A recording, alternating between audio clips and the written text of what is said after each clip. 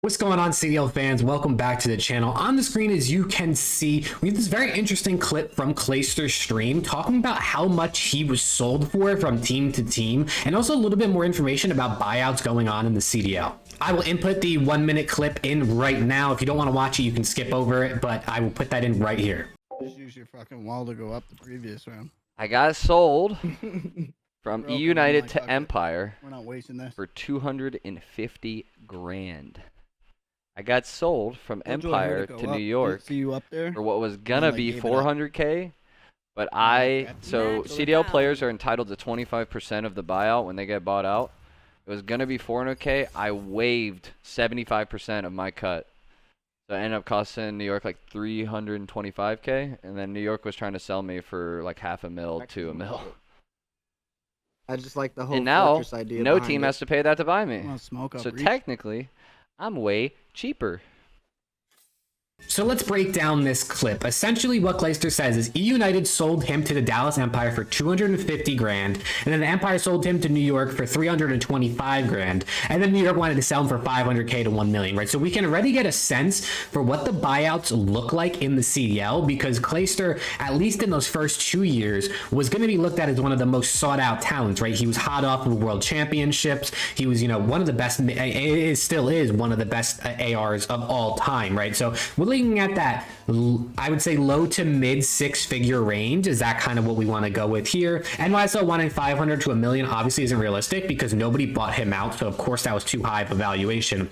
But anywhere from 250 to 300 grand, 400 grand is what they were looking at for Clayster that were realistic buyouts in the last couple of years. I think this is very interesting to think about because there's a lot of conversation about how much buyouts are in the CDL. Like, how much would a team like FaZe have to pay for a guy like Pred, let's say? So I would think Pred would have to be at least somewhere in this range, if not higher, because he's so young in his career. He just came off of a really, really good season, arguably a top 5 player in the league last year. So you would think Pred's buyout would be somewhere above the 500k range. I know a lot of people are speculating it cost like $1 million to buy out Pred from the Seattle Surge, which could make sense if nysl were looking to get $1 million for Clay. I think another thing that's important to note that Clay mentioned in this clip is he said the players are entitled to 25% of whatever the buyout is that is paid for them, which is actually a pretty cool aspect of this buyout feature, because essentially the players aren't fully like punished for basically being sold. Like, let's say some team buys you out and you don't really want to go there.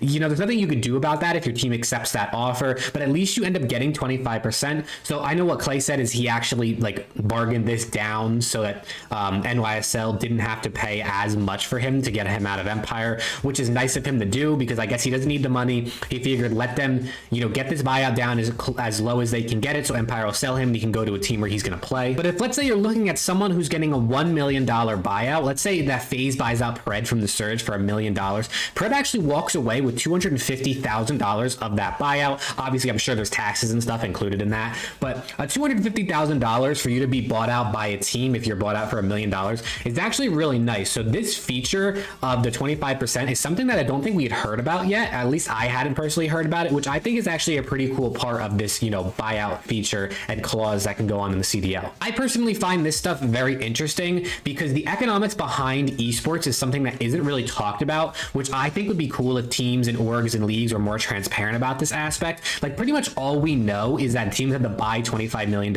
into the CDL. We don't really know a lot about contracts. We know the minimums. We kind of have an idea maybe what a couple players are earning, like Crim said he earned 380 last year. We have a little bit of insight on some of that stuff if players are willing to share it, but we don't know what most players' salaries are. We don't know what buyouts are like. We really don't know how much like LA Thieves paid for Hook.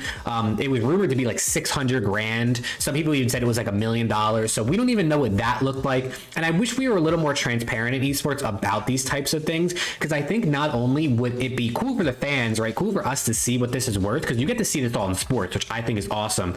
But I think also it would help make valuations more realistic on players, right? Because nysl could try to shop Clayster around for 1 million to the other 11 teams in the CDL, and people might not buy him, but they might just be like, whatever, we think this is what he's worth. But if if nysl publishes publicly like we're trying to sell Clayster for $1 million, and the entirety of the CDL, you know, community and fan base and everyone's like, that's absolutely insanity, like it's not going to work, maybe you see teams start to lower valuations on players and actually we start seeing buyouts and moves happening more often. I think public criticism is a really good thing for a lot of, you know, sports, esports, that sort of thing, and it really can help shape what happens. So I think having this sort of public criticism on something like nysl wanting $1 million for Clayster would actually maybe possibly get them to lower his buyout and give him a chance to be bought out by another team, because we know that teams were offering deals for Clay mid-season this past year, and nysl didn't want to let him go for that amount of money. So we could have seen Clay on another team if, let's say, his valuation was